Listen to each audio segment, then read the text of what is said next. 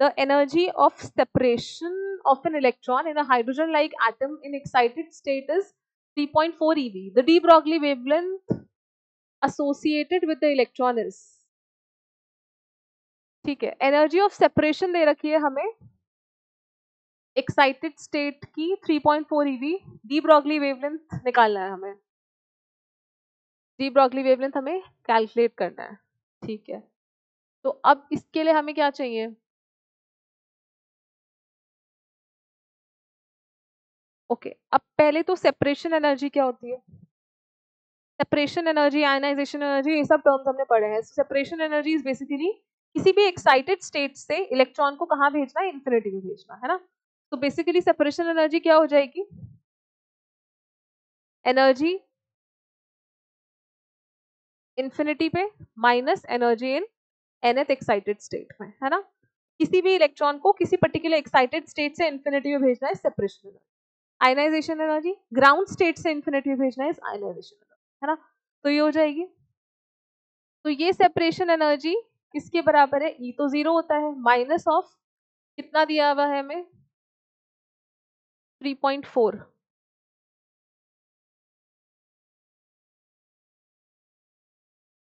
Minus 3.4, तो मतलब separation energy, ये जो चेंज है एनर्जी का वो कितना आ गया 3.4 eV, ठीक है। अब अगर हम निकाल लें कि जो 3.4 eV है ये किस एक्साइटेड स्टेट की कॉरेस्पॉन्डिंग एनर्जी है, ठीक है। जो डिफरेंस है एनर्जी का, मैंने ये En यहाँ माइनस इसलिए लिया है क्योंकि एनर्जी जो होती है हमारी माइनस में होती है ना, किसी भी एक्साइटेड स्टेट की, धीरे धीरे ऊपर जाते जाते एनर्जी क्या होती है, इंक्रीज करती है।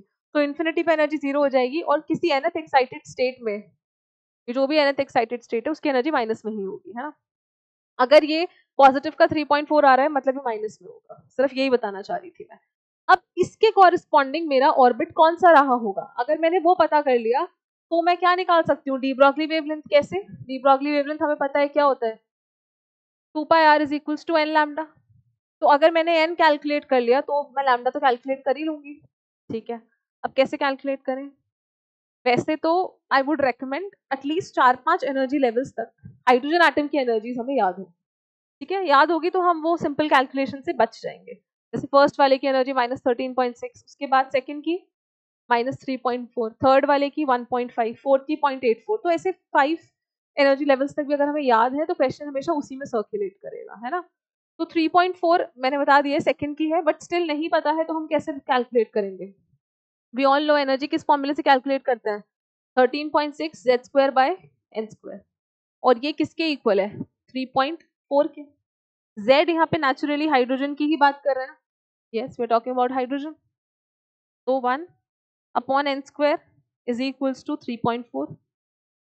यहाँ से जब आप n² निकालोगे तो 4 आएगा, तो फिर n कितना आएगा 2, मतलब n की वैल्यू क्या है 2, यानी कौन सा एक्साइटेड स्टेट है, सेकेंड एक्साइटेड स्टेट है। इलेक्ट्रॉन को सेकेंड एक्साइटेड स्टेट से कहाँ लेके जा रहे हैं हम, इन्फिनिटी पे, ठीक है।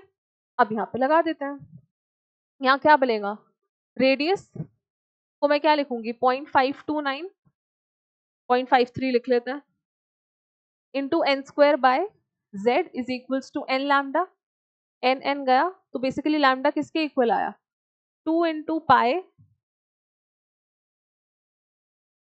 को सॉल्व कर लेते हैं, 2 पाई इंटू 0.53 n अपॉन में z।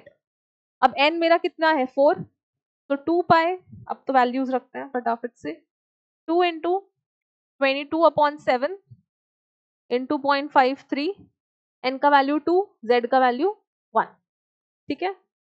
इसको कैलकुलेट कर लो, इसको जब कैलकुलेट करोगे तो आएगा 6.66। यूनिट क्या रहेगी, क्योंकि हमने एंगस्ट्रॉम में रखा है, ये एंगस्ट्रॉम में ही आएगा। हाँ, रेडियस हमने एंगस्ट्रॉम में रखा है ना, 0.529 जो हम रेडियस निकालते हैं, ये 0.529 n² बाय z, ये किस में आता है हमारा, एंगस्ट्रॉम में आता है। तो अगर आर का वैल्यू मैंने एंगस्ट्रॉम में पुट करा है यहाँ पे, तो जो आंसर आएगा मेरा वो भी किस में आएगा, डी ब्रॉगली वेवलेंथ का एंगस्ट्रॉम में, ठीक है। कैसे निकाला हमने, सेपरेशन एनर्जी होता है फाइनल स्टेट की, मतलब E infinity minus E of nth excited state. Basically कौन से एक्साइटेड स्टेट से आया हमें ये जानना था, क्योंकि उसी की corresponding D Broglie wavelength calculate करनी थी, ठीक है। n कैलकुलेट करा वहां से, एन कैलकुलेट किया, उसके बाद इधर फॉर्मूला लगाया और क्या कैलकुलेट कर लिया, डी ब्रॉगली वेवलेंथ इस फॉर्मूले से। तो कौन सा हो जाएगा, ऑप्शन नंबर बी। ठीक है, ऑप्शन नंबर बी इसका करेक्ट आंसर।